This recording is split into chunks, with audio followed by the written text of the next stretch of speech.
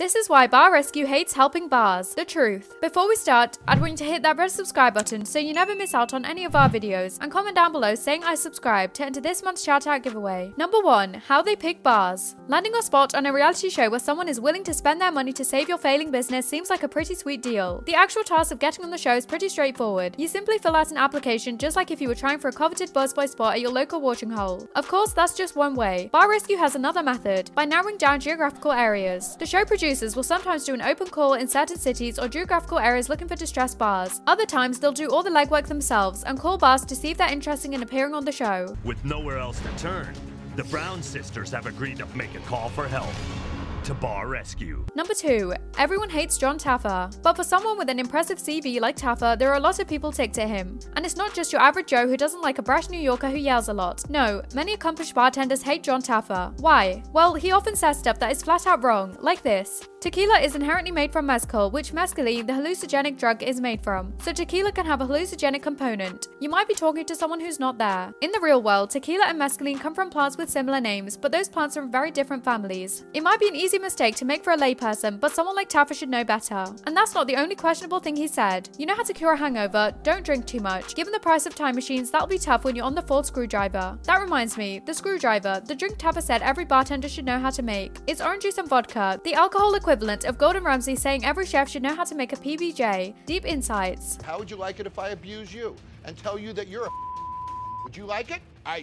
Do you like when I talk to you that way? Number 3. Fakery. If you don't already know this show is fake, then I have a bridge to sell you. But hey, you don't have to watch one whole episode of the show to find out it's fake. People who've been on the show will save you time and just tell you. Like Nina Wyatt of Shaffer's Bar and Girl, who said the crew fed them lines. She isn't the only one throwing around accusations. Owner Ryan Burke said, "During my first interview, I was asked how much money we're losing each month. My exact words to the producer were, 'What would you like me to say?' Producer's response, 'For our story, you're losing $10,000 a month and losing your house and closing down next month.' All of which isn't true. Yikes." Pirates Tavern said just about the same thing. "It was mostly coerced and staged to be an opening act for a re-rescue. I was told to bring in several changes of clothes to make it appear that filming covered several days. As usual, they brought in a bunch of extras to fill the house and we were told what to say and with whom to speak. Too many bars are saying they're fed lines and too many camera angles are just right and too many lines are really badly delivered for this to be anything but set up at the least." Number 4. Shooting schedule. Once a bar does agree to appear on the show, things move pretty quickly. Taffa and crew take 5 days to complete a bar rescue. That includes Taffa evaluating the actual bar being redone and spotting competing bars. Each day is about a 12-hour shoot, with the second day being the crazy one. That's where he yells at bar owners and tells them what a horrible job they're doing. According to a Reddit post written by someone claiming to be a bar rescue producer, hidden cameras are placed before the full crew arrives, and the normal pre-production shooting takes place then as well. By day 5, the bar is back open with a remodel, and that's that. The makeover is cosmetic and financial. That same Reddit post reveals something painfully obvious as you watch the show, whether or not it's fake. A lot of people have no clue how to manage a business. You can remake a building in 5 days, but teaching someone the basic principles of turning a profit takes a lot longer. The inability to understand cost or margin is a big contributor to bar failures. And Taffa is an expert on going broke. He once lost $600,000 in a failed startup. His financial decisions have definitely gotten better since then, but a lot of bars don't need his financial advice.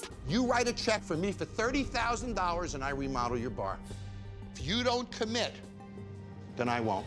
Number 5. The murder episode. In 2013, John Taffa and the bar rescue crew went to Nashville to save the Pit and Barrel. The show makes it seem like the bar's owner, Chris Farrell, was part of the problem, as he displayed a short temper with his staff. By the end of the episode, Chris had seen the Taffa way, and bar rescue ran a graphic that claimed Chris had not lost his temper with the staff after the episode. Unfortunately, he later lost his temper at a patron. Outlaw country singer Wayne Mills drank at the Pit and Barrel on November 23, 2013. After the bar closed for the evening, Farrell and Mills, who were friends, got into an argument. Farrell shot and killed the country singer, and he later claimed self-defense. The episode had not aired yet on Spike TV and was immediately pulled from the rotation, but then it was aired anyway.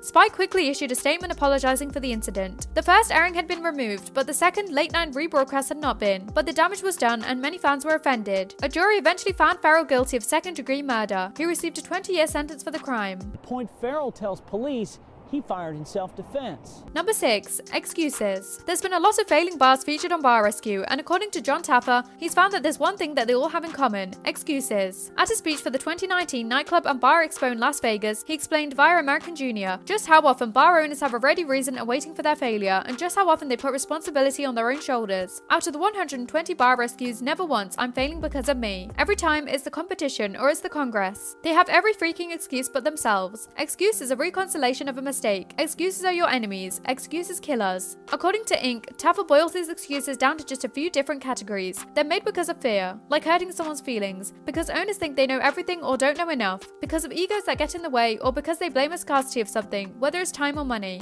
Because your ego will destroy anything.